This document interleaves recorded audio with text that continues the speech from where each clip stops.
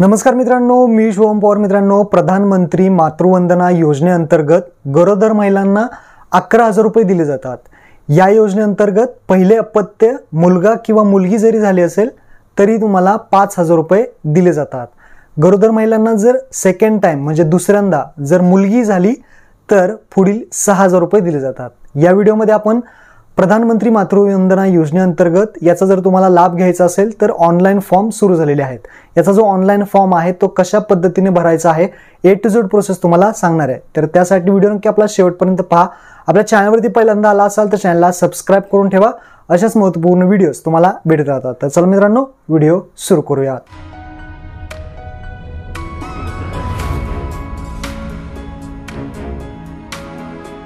तर मित्रांनो, online form भरण्यासाठी तुम्हाला या वेबसाईटवरती यायचं आहे. pmmvy.wcd.gov.in या वेबसाईटची लिंक खाली तुम्हाला डिस्क्रिप्शनमध्ये दिलेली आहे. इथं आल्यानंतर तुम्ही पाहू शकता प्रधानमंत्री मातृवंदना योजना सिटीजन लॉग इन ऑप्शन दिसेल. इथं या सिटीजन लॉग इन बटनावरती तुम्हाला क्लिक करायचं आहे. म्हणजे इथे कोणीही व्यक्ती अर्ज करू शकतो. सिटीजन लॉग इनवरती क्लिक केल्यानंतर इथे मोबाईल नंबर विचारेल. मोबाईल नंबर टाकून व्हेरीफाय करायचा आहे. मोबाईल नंबर टाकताना जी गरोदर महिला आहे त्या महिलेचा मोबाईल नंबर टाका. त्यानंतर युअर नेम विचारेल. तर गरोदर महिलेचं जे काही पूर्ण नाव आहे ते पूर्ण नाव इथे टाकून घ्या. त्यानंतर आपलं स्टेट विचारेल इथे. तर आपलं महाराष्ट्र राज्य तुम्हाला इथून सिलेक्ट करून घ्यायचं आहे. त्यानंतर खाली डिस्ट्रिक्ट विचारेल. ज्या जिल्ह्यात तुम्ही राहता, ज्या जिल्ह्यात ही महिला राहते तो जिल्हा निवडायचा आहे. त्यानंतर एरिया, रूरल भागातून आहात का अर्बन भागातून, ग्रामीण का शहरी ते सिलेक्ट करायचं आहे. त्यानंतर ब्लॉक ULB विचारेल. म्हणजेच तुमचा तहसील कोणता आहे ते सिलेक्ट करायचं आहे. त्यानंतर तुमच्या गावाचं नाव जे आहे, ज्या गावामध्ये तुम्ही राहता ते गावाचं नाव सिलेक्ट करायचं. त्यानंतर रिलेशनशिप विथ बेनिफिशियरी. तर तुमचं इथं बेनिफिशियरी सोबत काय रिलेशन आहे. जर बेनिफिशियरी स्वतः अर्ज करत असेल तर सेल्फ सिलेक्ट करू शकता. जर अदर कोण अर्ज करत असेल तर अदर सिलेक्ट करू शकता. किंवा बेनिफिशियरी म्हणजे गरोदर महिलेचं फादर अर्ज करत असेल, मदर अर्ज करत असेल, किंवा स्पॉज म्हणजे पती अर्ज करत असेल तर अशा पद्धतीने ऑप्शन आहेत. तर त्यानुसार तुम्ही इथे सिलेक्ट करा जे काही गरोदर महिलेसोबत तुमचं रिलेशन आहे. त्यानंतर क्रिएट अकाउंटवरती क्लिक करा. क्रिएट अकाउंटवरती क्लिक केल्यानंतर तुमचं अकाउंट जे आहे ते इथे क्रिएट झालेलं सक्सेसफुली दिसेल. आता तुम्हाला पुन्हा इथे मोबाईल नंबर विचारेल. तर पुन्हा आत्ता जो मोबाईल नंबर आपण टाकला होता तो मोबाईल नंबर टाकायचा आहे आणि व्हेरीफाय करायचा आहे. व्हेरीफाय केल्यानंतर जो मोबाईल नंबर टाकला होता त्यावरती एक OTP पाठवण्यात येईल. तो OTP तुम्हाला इथे टाकायचा आहे आणि खाली जो कॅप्चा दिसतोय बॉक्समध्ये जसे लेटर्स आहेत तसेच आहे तसे खाली टाकायचे आहेत आणि व्हॅलिडेट बटनावरती क्लिक करायचं आहे. तर मी इथे टाकून घेतलं, व्हॅलिडेट करतो. व्हॅलिडेट केल्यानंतर तुमच्यासमोर प्रधानमंत्री मातृवंदना योजनेचा जे काही डॅशबोर्ड आहे अशा पद्धतीने दिसेल. आता तुम्हाला लेफ्ट साईडला डेटा एंट्रीवरती क्लिक करायचं आहे. डेटा एंट्रीवरती क्लिक केल्यानंतर खाली बेनिफिशियरी रजिस्ट्रेशनवरती क्लिक करायचं आहे. बेनिफिशियरी रजिस्ट्रेशनवरती क्लिक केल्यानंतर हा जो बेनिफिशियरीचा जो फॉर्म आहे जो आपल्याला भरायचा आहे, बेनिफिशियरी रजिस्ट्रेशनचा फॉर्म तुमच्यासमोर ओपन होईल. आता काय काय भरायचं आहे ते पहा. पर्सनल प्रोफाईलमध्ये तुम्हाला is beneficiary and employ of central government और स्टेट गव्हर्नमेंट और PSU. जर इथे सेंट्रल गव्हर्नमेंट, स्टेट गव्हर्नमेंटचे कर्मचारी म्हणजेच एम्प्लॉय असाल तर तुम्ही इथे भाग घेऊ शकत नाही. तर इथे नो करायचं आहे. तर कर्मचारी नाही. त्यानंतर अप्लाइंग फॉरमध्ये तुम्हाला 2 ऑप्शन आहेत, फर्स्ट चाइल्ड आणि सेकंड गर्ल चाइल्ड. जर पहिल्यांदा तुम्हाला मुलगा किंवा मुलगी झाली असेल तर फर्स्ट चाइल्ड हा ऑप्शन सिलेक्ट करायचा आहे. सेकंड टाईम फक्त मुलगी झाली असेल तर सेकंड टाईम गर्ल चाइल्ड हा ऑप्शन सिलेक्ट करायचा आहे. ही गोष्ट लक्षात ठेवा. आता मी फर्स्ट चाइल्ड सिलेक्ट केलं आहे कारण मी पहिल्यांदाच अप्लाय करतो आहे. त्यानंतर नंबर ऑफ लिव्हिंग चिल्ड्रन्स म्हणजेच अगोदर तुम्हाला कोणता मुलगा मुलगी आहे का ते असतील तर तुम्ही 1, 2 ते लिव्हिंग चाइल्ड सिलेक्ट करू शकता. तर मी फर्स्ट अप्लाय करतो आहे, पहिल्यांदाच अप्लाय करतो आहे त्यामुळे 0 मी टाकलेलं आहे. Does the beneficiary have Aadhaar card. Aadhaar card आहे का महिलेकडं तर येस करायचं आहे. आणि गरोदर महिला जी असेल ज्याला सेकंड टाईम गर्ल झाली असेल किंवा फर्स्ट टाईम काही झालं असेल तर त्या व्यक्तीची इथे माहिती द्यायची आहे. तर महिलेचं पूर्ण नाव, आधार कार्ड नंबर, त्यानंतर डेट ऑफ बर्थ इथे सिलेक्ट करायचे. ॲटोमॅटिकली एज जे आहे ते इथे येईल. त्यानंतर कॅटेगरीमध्ये कोणत्या कॅटेगरीमध्ये आहात.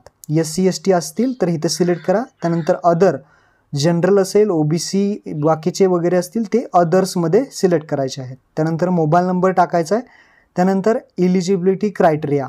आता इलिजिबिलिटी प्रूफ तुमच्याकडे काय आहे, तर तुमच्याकडे जे वर्षाचं उत्पन्न 8 लाखापेक्षा कमी असेल तर पहिलं ऑप्शन आहे. जर तुमच्याकडे मनरेगा जॉब कार्ड असेल महिलेकडं तर दुसरं ऑप्शन आहे. जर PM किसान सन्मान निधी योजनेअंतर्गत महिला भाग घेत असेल तर तिसरं ऑप्शन आहे.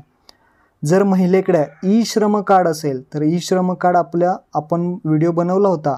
जर महिलेकडे ई श्रम कार्ड असेल तर ई श्रम कार्ड हा ऑप्शन सिलेक्ट करायचा आहे. जर महिलेकडं इथे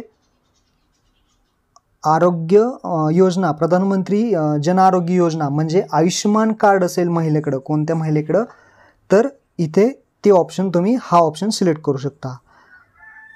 आपण आयुष्यमान भारत कार्ड कसं काढायचं याच्यावरती सुद्धा व्हिडिओ बनवलेला आहे.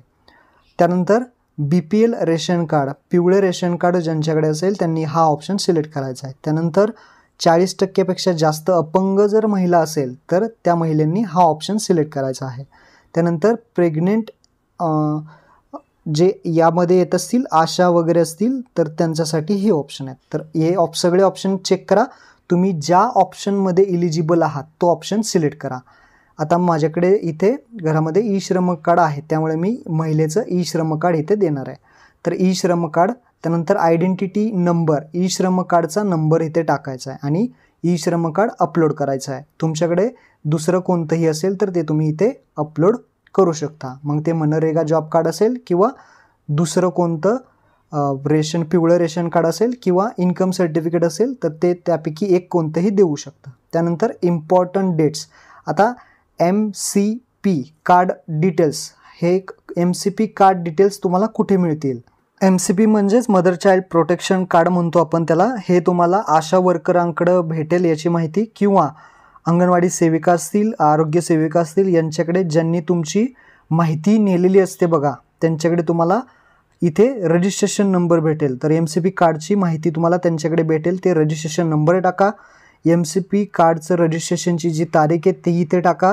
त्यानंतर जे LMP डेट आहे त्याला लास्ट मेन्स्ट्रुअल पिरियड आपण म्हणतो, तर त्याची तारीख असेल ते टाका. त्यानंतर अँटी चेकअपची जे चेकअप केलं असेल त्याची तारीख इथे टाका.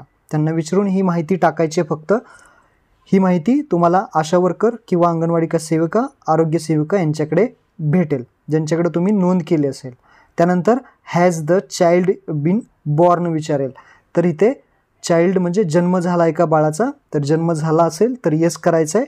आणि actual date of child birth, जे काही बर्थ डेट आहे बाळाची ती इथे टाकायची आहे.